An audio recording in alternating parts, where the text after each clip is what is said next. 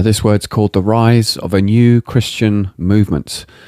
This was given to me on the 9th of October 2024. Psalm 78, verses 65 to 66. Then the Lord awakened as one out of sleep, and like a mighty man that shouteth by reason of wine, and he smote his enemies in the hinder parts, he put them to a perpetual reproach. Many people think that I am asleep at this current hour. Indeed, my people, for the most part, are the ones asleep, not I. But I am rousing myself, and I am on the move. Aslan, as you like to say, is on the move, and his roar will be heard in the nation of the three lions again. His roar will not be a comfortable one, especially to my church, my sleeping, beautiful church. I shall rouse her from her stupor by the wild ones, by the ones whom my son will roar through. This is not the hour for comfort and rest. No, this is the time of purpose and action. These are great days that are now upon you. You need to be watchful and gird your loins for action. However, so pitifully few will roar in these days, but that is okay, for I have seen this and know what I am doing. If the many will not roar, then I will arise in the troublemakers and cause them to roar in the place of those who refuse. This is such a shame, as I would love my people to roar in these days, but they will not do it. So I must raise up certain men and women at this hour to be my agitators, a small Gideon's army whom I will raise up. From this army I will raise up certain voices to be very loud, so loud that the unbelievers will hear them and wonder what is going on. I'll raise up certain chosen men and women to be loud voices, voices that will ring out on TV, radio, and all forms of media.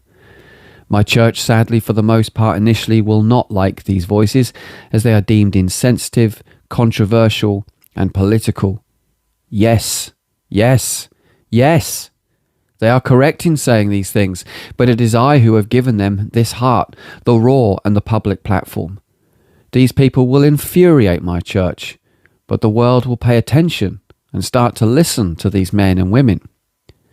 A war is now being unleashed upon the nation of Britain, not a war of guns and weapons, rather a new kind of war, the likes the modern-day church in the UK has never witnessed before. Sadly, she is ill-equipped to deal with this war. She simply lacks the chutzpah for the hour.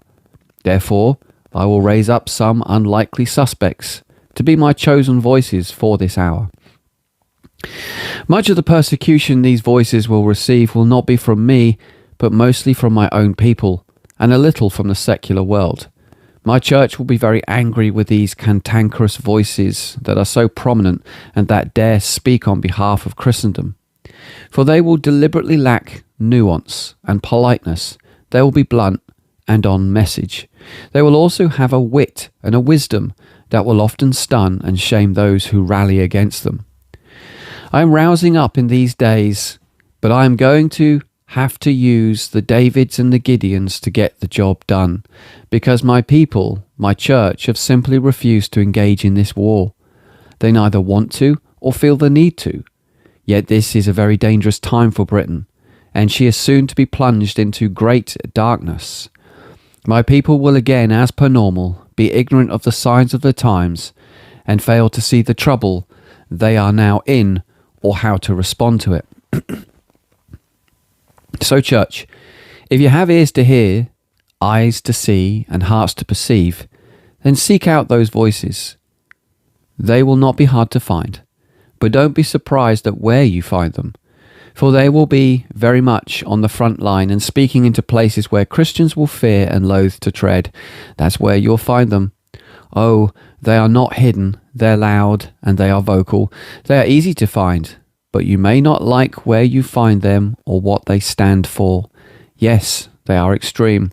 Yes, they are uncomfortable to listen to, but they are exactly what is required for the times and the days you find yourselves in.